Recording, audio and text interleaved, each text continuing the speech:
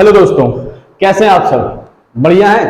तो चलिए आगे हम फिर से क्या लेकर के सीयूईटी पढ़ रहे थे ना हम लोग। तो सीयूईटी पढ़ रहे थे, तो अगर सीयूईटी पढ़ रहे थे तो कुछ टॉपिक भी तो पढ़ रहे थे। क्या पढ़े थे लास्ट टॉपिक में? इंटरफेरेंस पढ़े थे, इंटरफेरेंस के बारे में, और इंटरफेरेंस से कुछ क्वेश्चंस लेकर के आए थे। तो आज हम लेकर के आए हैं पहला चैप्टर जो आपके 12th क्लास का है, और सीयूईटी के बड़े फेमस क्वेश्चन है इस चैप्टर के, जो आसान है, जो बेसिक कॉन्सेप्ट है, कूलम्ब्स लॉ से लगने वाले क्वेश्चंस हैं, है ना।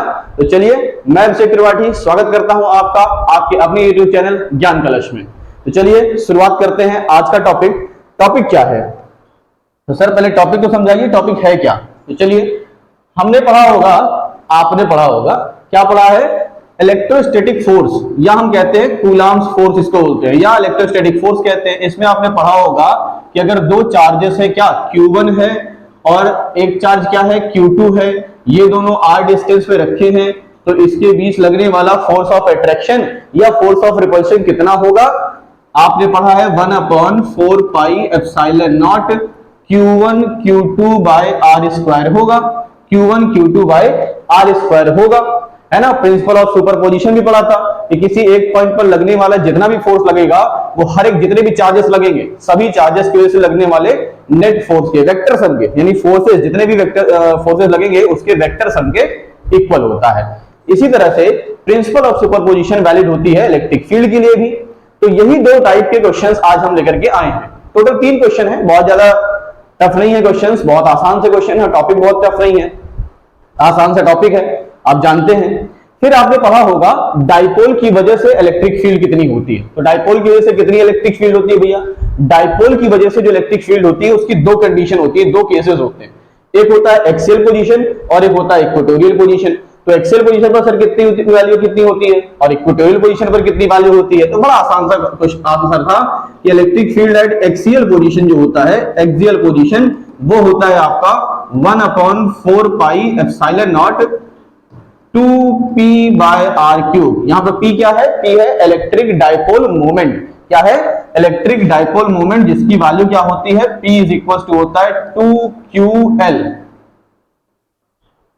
क्लियर है?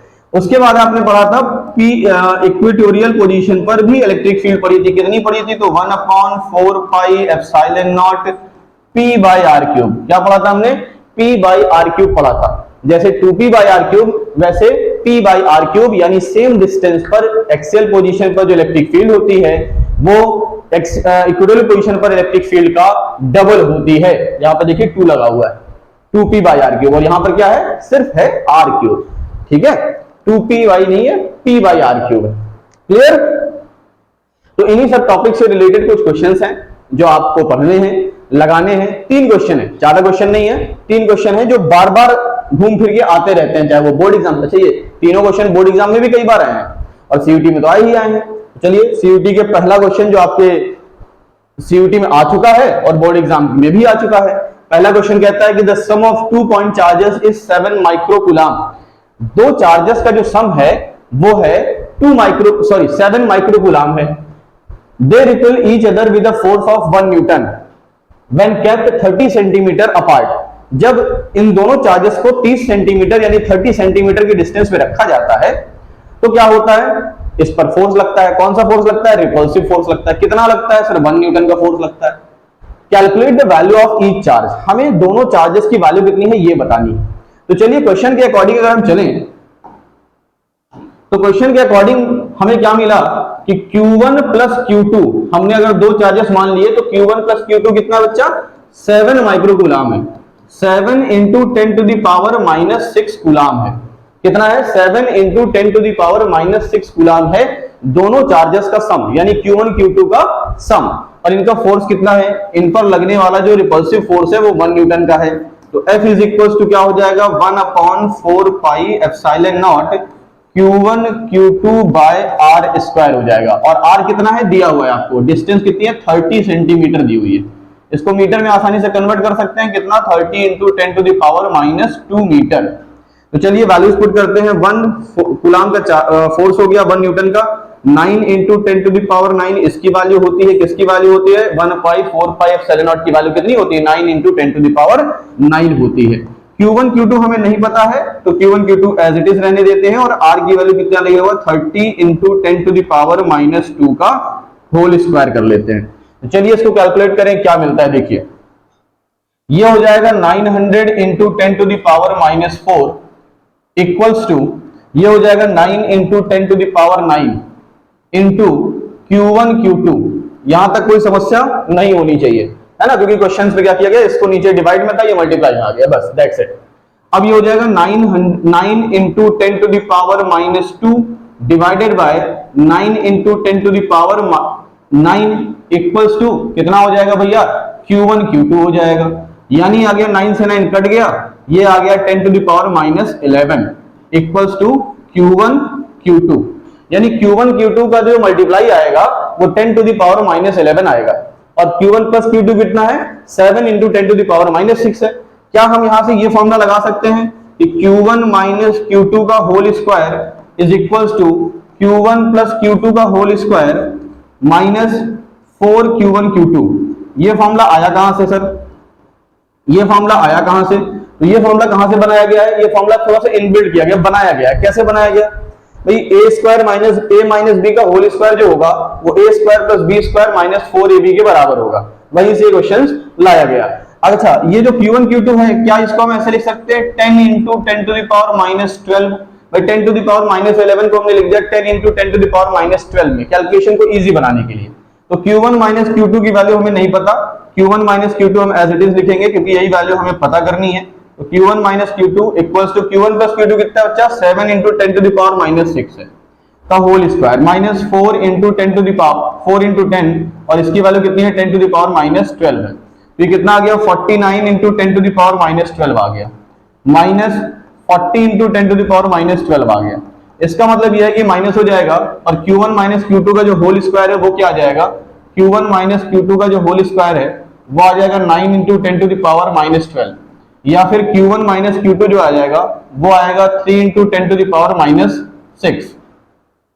और Q1 प्लस Q2 कितना था बच्चा, Q1 प्लस Q2 था हमारा 7 इंटू 10 टू द पावर -6 था, है ना, 7 इंटू 10 टू द पावर -6। अगर हम दोनों को ऐड कर दें, दोनों को ऐड कर दें तो Q1 Q2 Q2 कट जाएगा, क्या बचेगा 2Q1 बचेगा। तो 2Q1 किसके बराबर हो जाएगा, 10 इंटू 10 टू द पावर -6 के बराबर हो जाएगा।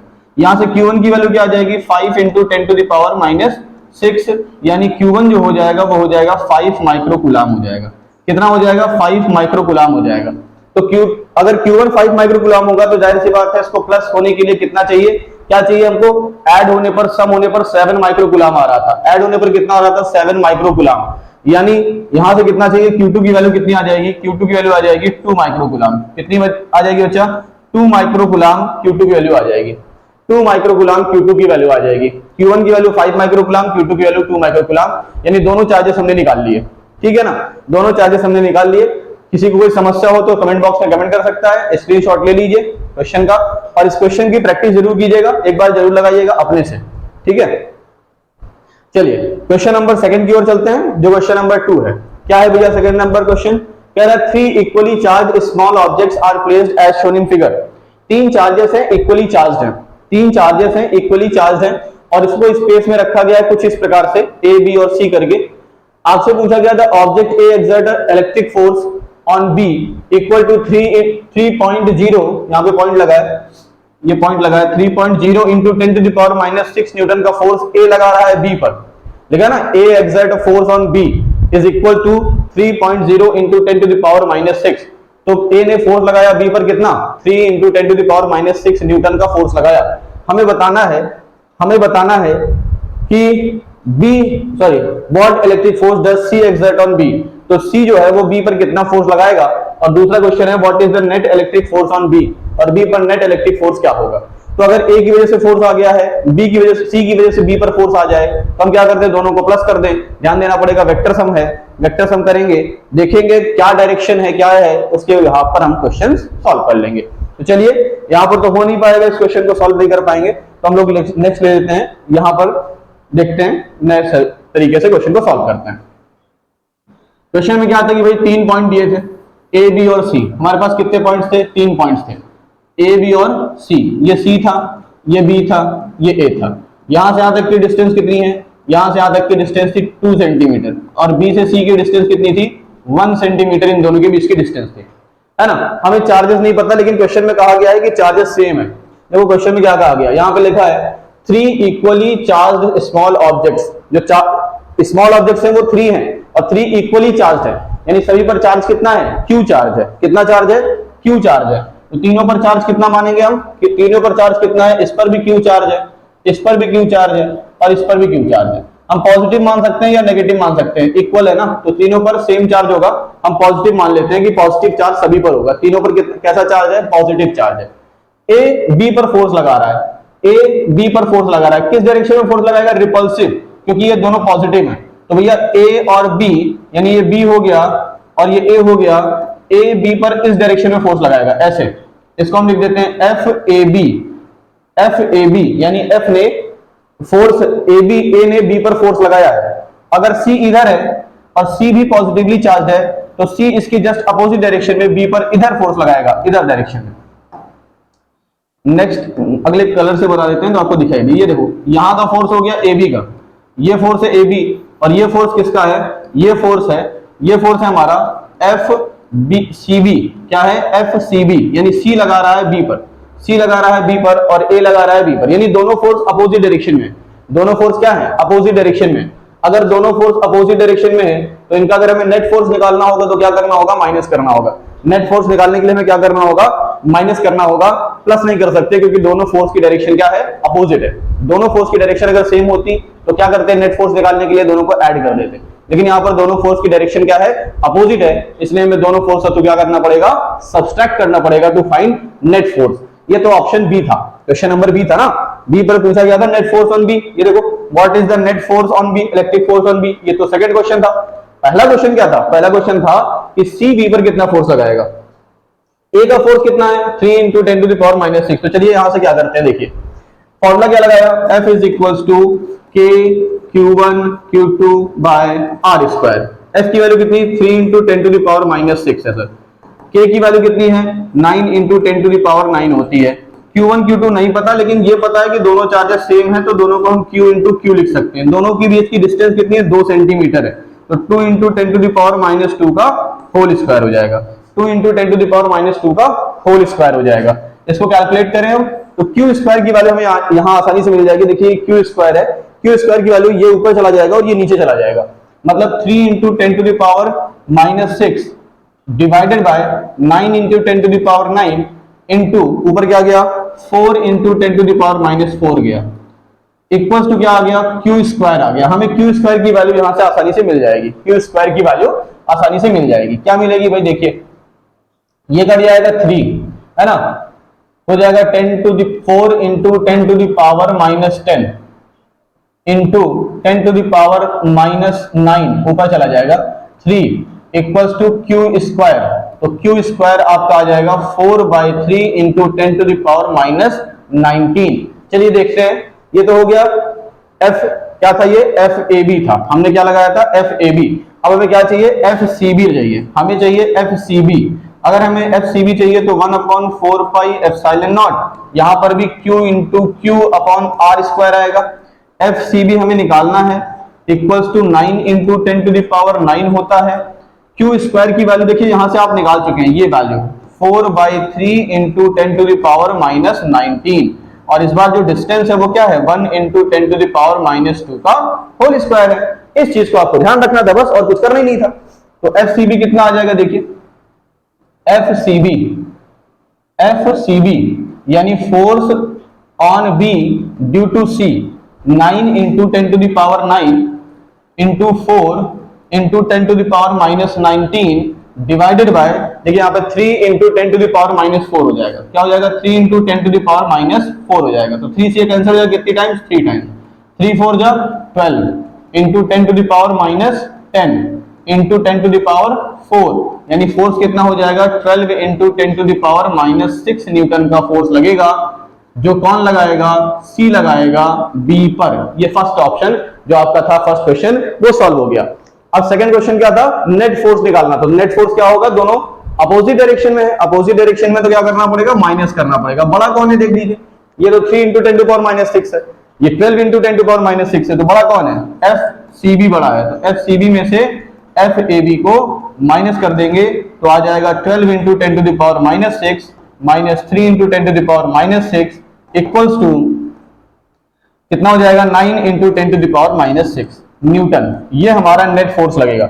बच्चे गलती कहां पे करते हैं? गलती यहां पे करते हैं कि यहां पर फोर्स कितना है, यहां पर डिस्टेंस है 2 सेंटीमीटर, तो इनके बीच में लगने वाला force 3 into 10 to power minus 6 है। फिर वहां पर डिस्टेंस कम हो गई, 1 इंटू 10 टू पावर माइनस 6 आधी हो गई, तो फोर्स को भी आधा कर देते हैं। फोर्स को भी क्या कर देते हैं? आधा, या फोर्स को डबल कर देते हैं। क्या कर देते हैं? फोर्स को डबल। अगर डबल भी करते तो 3 इंटू 3 कितना, 3 प्लस 3 कितना होता? 6 होता। 3 का डबल कितना होता? 6 इंटू 10 पर, लेकिन ये 6 नहीं आया, कितना आया? 12 इंटू 10 टू पावर माइनस 6 आया। ये गलती आप मत करिएगा, क्वेश्चन सॉल्व कीजिएगा, क्योंकि वहां पर r स्क्वायर होता है, r नहीं होता। जब 2 करोगे तो वहां पर 4 टाइम्स आ जाएगा, इसलिए फोर्स जो है वो 4 टाइम्स हो गया है, क्योंकि जो स्क्वायर करने पर 2 का स्क्वायर 4 होता है और 1 का स्क्वायर तो 1 होता है, इसलिए 4 टाइम्स बढ़ गया, फोर्स बढ़ गया, है ना? 4 टाइम्स 4 बढ़ गया। कोई दिक्कत यहां तक? तो ये क्वेश्चन थोड़ा सा कॉन्सेप्चुअल बेस पर था, आप इसको डायरेक्टली भी सॉल्व कर सकते थे, लेकिन डायरेक्टली सॉल्व करने के लिए थोड़ा सा आपको प्रैक्टिस चाहिए। जब प्रैक्टिस कर लोगे तो इसको आप डायरेक्टली भी सॉल्व कर ले जाओगे कि डिस्टेंस अगर कितना चेंज हुआ तो फोर्स कितना चेंज होगा, ठीक है? या चार्ज कितना चेंज हुआ तो कितना चेंज होगा। तो चलिए हम चलते हैं नेक्स्ट क्वेश्चन की तरफ। नेक्स्ट क्वेश्चन और आज के लेक्चर का लास्ट क्वेश्चन, क्योंकि ये छोटे छोटे क्वेश्चंस हैं जो आपके सीयूटी में आ चुके हैं, इंपॉर्टेंट हैं, इसलिए इनको लगाइए जरूर, पढ़िए जरूर और प्रैक्टिस जरूर कीजिए इन सब क्वेश्चंस की, तभी आप कुछ अच्छा कर पाएंगे, है ना? सीयूटी में अच्छा करना है, अच्छे कॉलेज में एडमिशन लेना है, तो आपको अच्छे अच्छे क्वेश्चंस लगाने पड़ेंगे और उसके प्रैक्टिस करने पड़ेंगे। सिर्फ 1 या 2 बार लगाने से काम नहीं चलेगा, उसको रिपीट टाइम्स कई बार मेहनत करते जाइए, है ना? करत करत अभ्यास ते जड़वत होत सुजान, जितना ज्यादा अभ्यास करेंगे उतना ही आपको ज्ञान मिलता जाएगा। चलिए, 2 charges 4 microcoulomb and 1 microcoulomb are separated by a distance of 2 meter in air। 2 charges हैं, 4 माइक्रोकूलम का पॉजिटिव चार्ज है, 1 माइक्रोकूलम का पॉजिटिव चार्ज है, दोनों एक दूसरे से 2 मीटर की डिस्टेंस पे रखे गए हैं, एयर में है।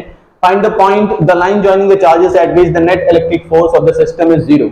आपको पता करना है कि किस पॉइंट पर इलेक्ट्रिक फोर्स जो होगा वो 0 होगा, आपको ये कैलकुलेट करना है। तो चलिए देखते हैं किस पॉइंट पर मिलेगा हमें नेट इलेक्ट्रिक फील्ड 0। यहां पर है +4 माइक्रोकूलम का चार्ज, यहां से 2 मीटर की डिस्टेंस पर 1 माइक्रोकूलम का पॉजिटिव चार्ज रखा है, 1 माइक्रोकूलम का पॉजिटिव चार्ज रखा है 2 मीटर की डिस्टेंस पे। तो इनको जोड़ने वाली लाइन तो बहुत होगी भाई, यहां से लेकर के यहां तक पूरा चलते चले जाइए तो पूरी लाइन ज्वाइनिंग ही तो है, यहां से इधर भी और इधर भी, दोनों साइड क्या है? लाइन ज्वाइनिंग ही तो है भाई। इधर जाइए चाहे इधर जाइए, दोनों तरफ क्या मिलेगी? आपको लाइन ज्वाइनिंग मिलेगी। पूरी लाइन पे कहां पर आपको पता करना है कि ये कहां पर नेट इलेक्ट्रिक फील्ड 0 होगा, ये पता करना है पूरे लाइन पर, ठीक है? तो जिस पॉइंट पर हमें कैलकुलेट करना है, हम मान लेते हैं x पॉइंट पर है, तो जिस पॉइंट पर हमें पता करना होता है, क्या करते हैं? वहां पर टेस्ट चार्ज रखते हैं। क्या रखते हैं? टेस्ट चार्ज, और उस पर लगने वाला फोर्स कैलकुलेट कर लेंगे, काम हो जाएगा भाई। टेस्ट चार्ज रख देंगे, उस पॉइंट पर लगने वाला फोर्स पता कर लेंगे, काम हो जाएगा। नेट इलेक्ट्रिक फील्ड तो नहीं पूछा है, नेट इलेक्ट्रिक फोर्स का है, ठीक है? फील्ड का होता तो E लगाते हैं, E का फॉर्मूला है ना? E का फॉर्मूला क्या होता है? KQ/R²। Q1 Q2 by R² नहीं होता, क्या होता है? KQ/R² होता है, बस इतना सा डिफरेंस है। और नेट फोर्स कितना होता है? फोर्स की वैल्यू कितनी होती है? तो KQ1 Q2 by R², जबकि इलेक्ट्रिक फील्ड क्या होता है? KQ/R² होता है, ठीक? तो चलिए कॉन्सेप्ट लगाते हैं कि यहां पर अगर हम रखें, यहां पर कोई चार्ज रख देते हैं, test charge +Q0। Test charge हमेशा पॉजिटिव होता है, तो ये इसको रिपल करेगा इस डायरेक्शन में, ये इसको रिपल करेगा इस डायरेक्शन में, क्योंकि दोनों पॉजिटिव हैं। तो यानी हमारा जो चार्ज हमें रखना पड़ेगा वो बीच में रखना पड़ेगा। क्या किनारे रखने से काम चलेगा? क्या हम पॉइंट बाहर ले सकते हैं? बाहर लेने से देखिए क्या होगा। अगर हम यहां पर टेस्ट चार्ज रखते हैं तो ये इसको रिपल करेगा इस डायरेक्शन में, ये इसको रिपल करेगा इस डायरेक्शन में, तो क्या यहां पर नेट फोर्स कभी 0 हो सकता है? नहीं हो सकता। नेट फोर्स 0 नहीं हो सकता, तो पहला कॉन्सेप्ट हमें ये मिल गया कि जो उनका पॉइंट होगा वो कहां होगा? नेट बीच में होगा। कहां पर होगा? बीच में होगा, बाहर नहीं हो सकता। कहां होगा? बीच में ही होगा, बाहर की तरफ पॉइंट नहीं हो सकता। यानी जहां पर नेट इलेक्ट्रिक फोर्स 0 होगा वो पॉइंट अंदर ही होगा, वो पॉइंट बाहर नहीं हो सकता। ये हमें पता चल गया किस पॉइंट से कि ये इन दोनों के बीच में ही फोर्स 0 होने वाला है, इन दोनों के बाहर जो है फोर्स 0 नहीं हो सकता।